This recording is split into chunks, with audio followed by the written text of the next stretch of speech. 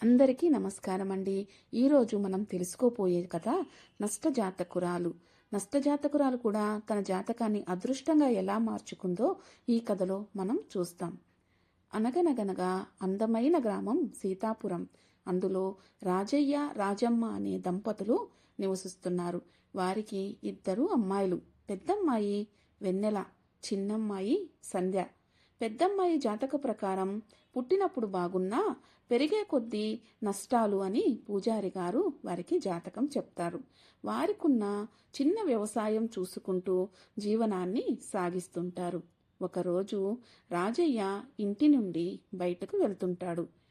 వెన్నెల ఎదురుగా వస్తుంది రాజయ్యకు. కొంత దూరం రాజయ్య వెళ్ళగానే కళ్ళు తిరిగి కింద పడిపోతాడు. అక్కడ ఉన్న వాళ్ళందరూ తనని ఇంటికి తీసుకుని వస్తారు. రాజమ్మ కంగారులో, అయ్యో ఏమైందండి, మా ఆయనకి ఏం జరిగింది అని అంటూ కంగారు పడుతూ లోపల నుంచి నీళ్లు తీసుకొచ్చి మొహం మీద చిలకరిస్తుంది. రాజయ్య స్పృహలోకి వస్తాడు. ఏం కాలేదు లేవే, ఎండకి కళ్ళు తిరిగి పడ్డాను. అలా రాజయ్య తనని ఇంటికి తీసుకొచ్చిన వాళ్ళందరికీ కృతజ్ఞతలు చెప్తాడు. రాజమ్మ, ఏందయ్యా ఇలా అయ్యింది, పొద్దున లేచి ఎవరి మొహం చూసావో ఏమో అని అంటుంది. అప్పుడు రాజయ్య వెన్నెలని గుర్తు చేసుకుంటాడు. కానీ రాజయ్య మనసులో, చీచి ఇలా అనుకుంటున్నానేంటి, అది నా బిడ్డ, నా వెన్నెల తల్లి. అలా రోజులు గడుస్తూ ఉంటాయి.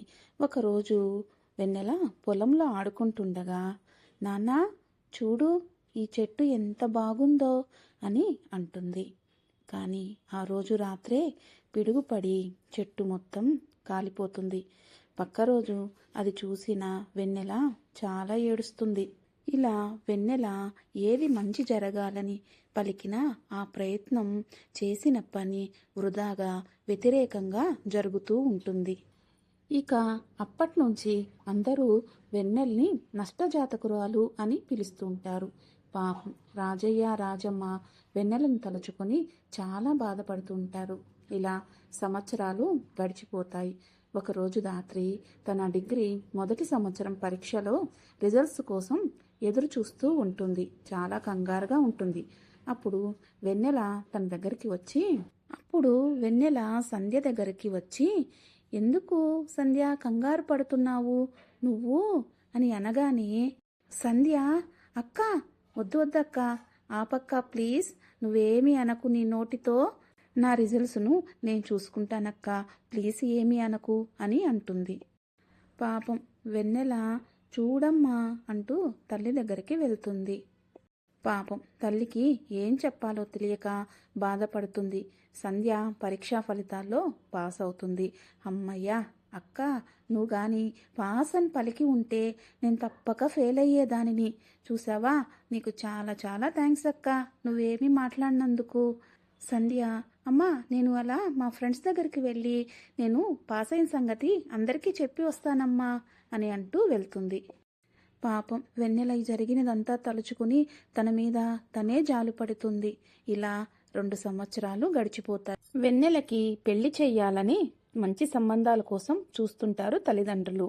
పాపం వెన్నెల నష్టజాతకురాలని ఎవ్వరూ ఆమెను పెళ్లి చేసుకునేందుకు ముందుకు రారు. కానీ సంధ్యకు మాత్రం మంచి మంచి సంబంధాలు వస్తూ ఉంటాయి. ఒకరోజు వెన్నెల దేవుని దగ్గరికి వెళ్ళి, ఓ దేవుడా, ఎందుకు తండ్రి నన్ను ఇలా నష్టజాతకురాల్లా పుట్టించావు? నా వల్ల ఎవ్వరికీ సంతోషం లేదు. నా తల్లిదండ్రులు ఎంతో బాధపడుతున్నారు. చివరికి నా వల్ల నాకే సంతోషం లేదు. నేనేం పాపం చేశానని ఇలా నన్ను నష్టజాతకురాల్లాగా పుట్టించావు తండ్రి? నాకు ఈ జీవితం వద్దు, నన్ను చంపేయి తండ్రి అని అంటూ ఏడుస్తుంది. అలా సాయంత్ర సమయం అయిపోతుంది. మెల్లగా ఇంటికి వచ్చి అలాగే భోంచేయకుండా పడుకుని నిద్రపోతుంది. అలా తెల్లవారిపోతుంది. వెన్నెల తల్లి, అమ్మా వెన్నెలా, అలా చెరువుకు వెళ్ళి ఒక బిందె నీళ్లు తీసుకొని రా అమ్మా అని అంటుంది. సరే అమ్మా అంటూ వెన్నెల ఒక కుండను తీసుకొని నీళ్ల కోసం బయలుదేరుతుంది. అలా వెళుతున్న కొంచెం మార్గంలో వెనుక నుంచి ఒక చల్లటి స్వరం వినిపిస్తుంది. అమ్మా వెన్నెలా అని అంటూ పిలుస్తుంది. వెనక్కి తిరిగి చూసిన వెన్నెల, అమ్మా ఎవరు మీరు? నా పేరు పెట్టి పిలుస్తున్నారు, నేను మీకు ముందే తెలుసా కానీ నేనెప్పుడు మిమ్మల్ని చూడలేదమ్మా అని అంటుంది. నాకు అందరి పేర్లు తెలుసమ్మా. నువ్వు నష్టజాతకురాలివి అని బాధపడుతున్నావని కూడా తెలుసు. నీ నష్టాన్ని ఇష్టంగా పలుకమ్మా. అంతా మంచే జరుగుతుంది. నువ్వు అవుతుంది అన్నదాన్ని కాదని, కాదు అన్నదాన్ని అవుతుందని పలుకమ్మా అని అంటుంది. దీంట్లో సత్యాన్ని గమనించుకో తల్లి అని అంటూ అక్కడి నుంచి మాయమైపోతుంది. నీళ్లు తీసుకుని ఇంటికి వెళ్ళిన వెన్నెల ఆలోచనలో పడుతుంది. అంటే అమ్మ చెప్పిన దీని అర్థం ఏమిటి అని ఆలోచిస్తూ ఉంటుంది. సరే, ఇలా చేద్దాం అని ఒక మాట మనసులో అనుకుంటుంది. వెన్నెల అమ్మ దగ్గరకు వెళ్తుంది. అమ్మా, ఏంటి అలా దిగాలుగా కూర్చుని ఉన్నావు అని అడుగుతుంది. ఏం లేదమ్మా, ఇంట్లో ఏ సరుకులు లేవు. నాన్నగారు పొలంలో ఏమన్నా కొన్ని కూరగాయలుంటే తెస్తామని వెళ్ళారమ్మా. చీకటి పడుతుంది, ఇంతవరకు ఇంటికి రాలేదు, కంగారుగా ఉంది అని అంటుంది. వెన్నెల వెంటనే ఆ పొలంలో ఏముంటాయమ్మా, నాన్న ఉట్టి చేతులతో తిరిగి వస్తాడు, నువ్వు చూస్తూ ఉండు అని అంటుంది. ఇంతలో కొంత సమయానికి రాజయ్య సంచి నిండా కూరగాయలు తీసుకుని ఇంటికి వస్తాడు. ఏమోయ్ రాజమ్మ, ఇది చూడు ఎంత అద్భుతమో. నేను పొలానికి వెళ్లే సమయానికి నిన్నటిదాకా లేని కూరగాయలన్నీ ఈరోజు విరగగాసున్నాయే. చూడు ఎంత నవనవలాడుతున్నాయో. చాలా సంతోషమయ్యా, ఇప్పుడే వంట చేస్తాను అని అంటూ సరుకులన్నీ తీసుకుని లోపలికి వెళ్తుంది. ఈ విషయాన్ని గమనించిన వెన్నెలకు పూర్తిగా అర్థమవుతుంది. ఓహో, ఇదా సంగతన్నమాట. ఇప్పట్నుంచి అన్నీ తిరిగి పలకడం ప్రారంభిస్తాను అని అనుకుంటుంది మనసులో. ఒకరోజు రాజమ్మ వెన్నెలతో, నీ పెళ్లి జరిగితే బాగున్నమ్మా, నీ పెళ్లి గురించే మా దిగులంతా అని అంటుంది. వెన్నెల, ఎందుకమ్మా, నేను మీకంత భారంగా ఉన్నానా? నా పెళ్ళి ఇప్పట్లో జరగదులేమ్మా. మంచి అబ్బాయి కూడా నాకు దొరకడు. మనసున్నవాడు, డబ్బున్నవాడు అసలే రాడమ్మా. నా పెళ్ళి వచ్చే నెలలో అస్సలు జరగనే జరగదమ్మా అని అంటూ రివర్స్లో పలికి ఇంట్లోకి వెళ్ళిపోతుంది.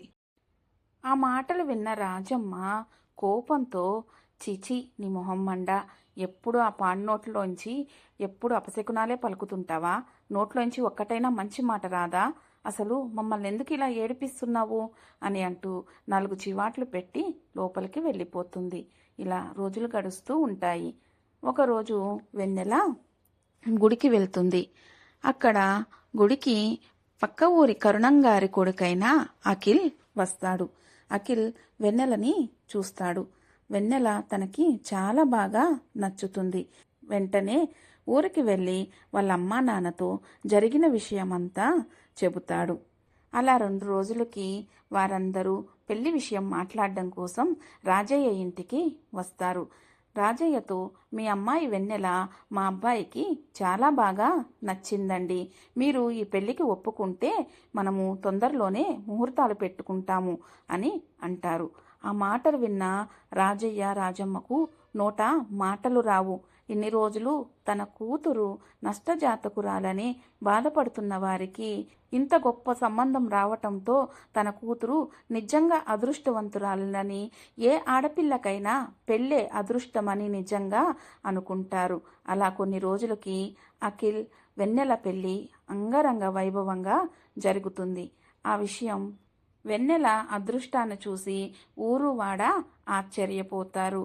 ఇదండి మన నష్టజాతకురాలు అదృష్టవంతురాలుగా మారిన కథ. మీకు నచ్చినట్లయితే ప్లీజ్ లైక్, సబ్స్క్రైబ్ చేయండి.